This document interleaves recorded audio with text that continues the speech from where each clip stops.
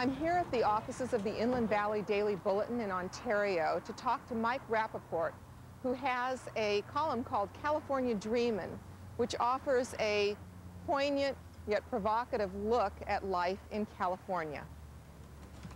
No problem. I'm Mike Rappaport, a columnist with the Inland Valley Daily Bulletin. My California Dreamin' column runs every Tuesday, Thursday, and Sunday in the Daily Bulletin on page A3. I've been at the Daily Bulletin 10 years, the first 6 years as a sports reporter, and I became a columnist and began writing in May of 1996. I had been writing sports for almost 17 years at about 7 different papers from coast to coast almost, and I had reached the point where sports had become kind of a been there, done that thing for me, and where I really was kind of burned out on sports. I had always been much more interested in the people behind it and in their dreams and goals and aspirations than I had in the scores of the games. So it really was kind of a logical switch. I had a lot of the sports features and columns I'd written in the past had been ones that really would have fit right into this. I think we live in a very special place in this country. This was really the final frontier in manifest destiny for people coming all the way across the country, and we call it the Golden State, which implies just sort of a wonderful aura about it.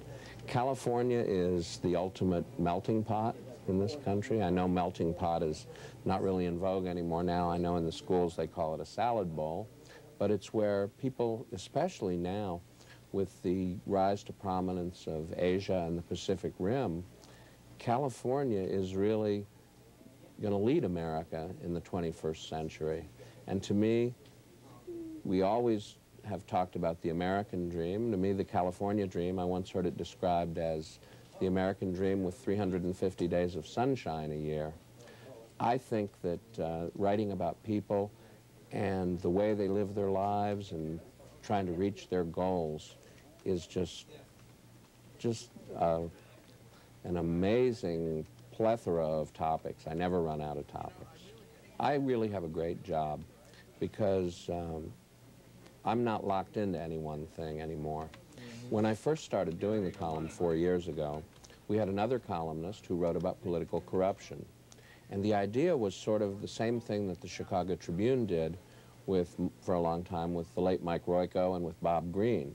Mike Royko wrote about politics and political corruption, among other things, and Bob Greene wrote about people and the way they lived their lives.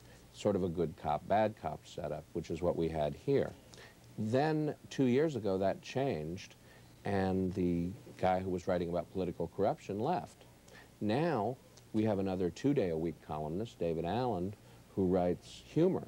His only goal, and it's an admirable one, is to make people laugh. And I joke with him, and he actually likes this comparison. I say, it used to be good cop, bad cop, now it's good cop, Keystone Cop. And I actually have to, though, be a little bit of a bad cop also at times. My goals in this are to make people think, sometimes to make people laugh. I can write humor too. Sometimes to make people cry, and sometimes, most definitely, to make people angry, to make people motivated to want to get out and do something, or to want to speak out against something. And some of the columns that I write that I don't even think are going to make people angry do.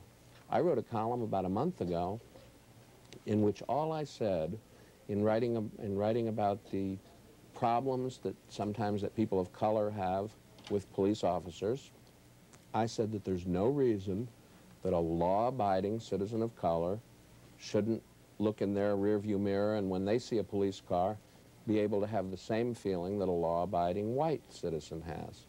And I am amazed. I received letters and phone calls saying, well, it's black people, it's Latinos and all who commit all the crimes. And I have a lot of trouble understanding that thinking. I mean, yes, there are a lot of black people, there are a lot of Latinos, there are a lot of white people who commit crimes. But all I was talking about there was law-abiding citizens.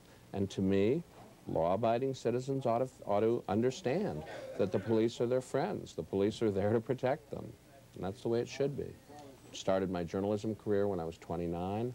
I worked my way across the country from Virginia to North Carolina to South Carolina to Missouri to Colorado to Reno, and then here in 1990. I've been here ever since. I'll be here probably for the rest of my life, certainly the rest of my career. Great story, Maura. You can read